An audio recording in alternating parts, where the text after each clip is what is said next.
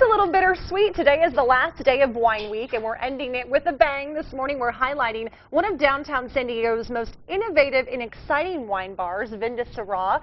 Adam Stemmler from Vin De Syrah is here this morning to tell us about the unique experience that you will have at the wine bar. Good morning. Good morning. I think the great thing about Vin De Syrah is that it's so different than all the other wine bars out there, and tell me why. I would agree with that. You know, more often than not, you hear wine bar and you think mix-match furniture, you think quiet, you know, like you're in your grandma's den or something like that. And I really wholeheartedly believe that at Vin De Syrah there's something for everybody.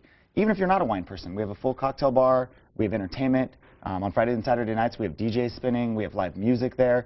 It's really an environment that you as a young person could go and feel comfortable and have fun, and you could bring your grandma and she would have a good time too. Awesome. You can see some video here of the environment. You know, tell me kind of the aesthetics there that people will find. Yeah, you know, we have a bit of a hidden door, so finding the location can be a bit of an adventure. Yes.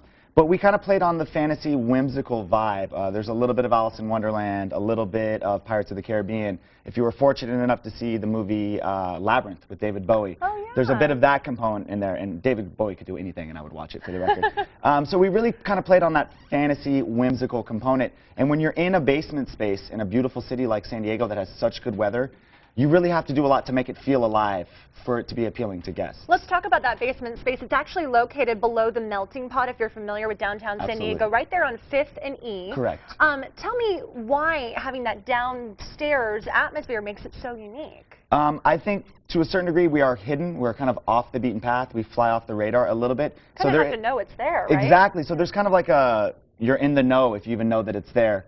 And not only that too, but because of the hidden door, and because of the graffiti and everything on the way in, just entering the venue, there's a whole experience on the entry of it, and that's really unique. All right, let's talk about the Meals and Steals offer that we have today. The $50 gift certificate for just $25 for you to use at Vin De Syrah. We're also talking about wine menu more extensively. What makes a good wine menu? I think when you develop a proper wine menu, you have to realize that you're not making a menu for yourself. You're making it for the masses.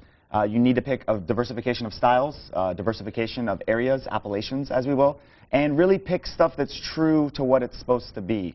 If you're going to pick, you know, a red Burgundy, for example, it should be tart, it should be dry, it should be dusty, it should be everything analogous to French winemaking styles. You don't want a big, jammy, fruit-driven style wine if it's coming out of France, because that's not analogous to what they do. Okay, let's talk about the food that you have to offer there. Food and wine go great together. Absolutely. What's the menu like?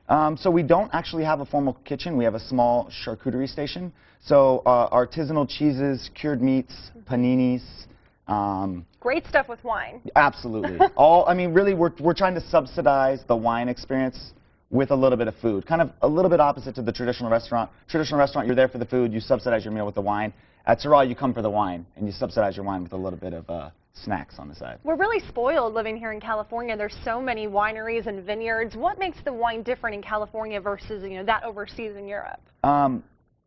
There's two basic styles of wine. Old world wine, when I say old world, I'm talking about continental Europe, and then there's new world wine. Now, I'm going to make some blanket statements, but these are generally true more often than not.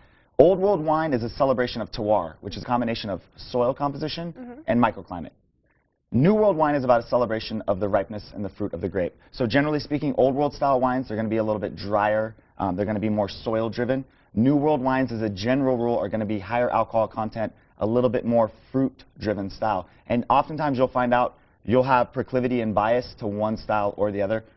Or you're lucky like me and you like everything. I was just going to ask you what your favorite one was, but now I know you like everything. If I had to choose, to be perfectly honest, and this is non-patriotic for me to say, I would take Old World wine over New World. I mean, you have to understand something. There are vineyards that have cultural practices that existed centuries before we were even a country. I mean, some of this stuff dates back before the turn of the Gregorian calendar. So you're really encompassing a lot of history and a lot of trial and error to make these wines what they are. Okay, we're going to pick your brain for a second. If you're kind of new to wine and you don't know much about it, what are some tips to really understanding wine in general? Sure. If you're brand new to wine, I would definitely recommend starting with white. Okay. It's a little bit more approachable, and because white wine is fermented without the skins of the grapes, the complexities of flavor have a tendency to be a little bit more streamlined, if you will. Like a Chardonnay or a Pinot Grigio? Yeah, I think Pinot Grigio is a perfect grape varietal to start with. I find that Muscat and Muscadel, grapes that have a little bit of residual sweetness, oftentimes Rieslings can be a little bit on the sweet side. Gewürztraminers can be done with a little bit excess residual sugar. Americans in general have a sweet palate bias.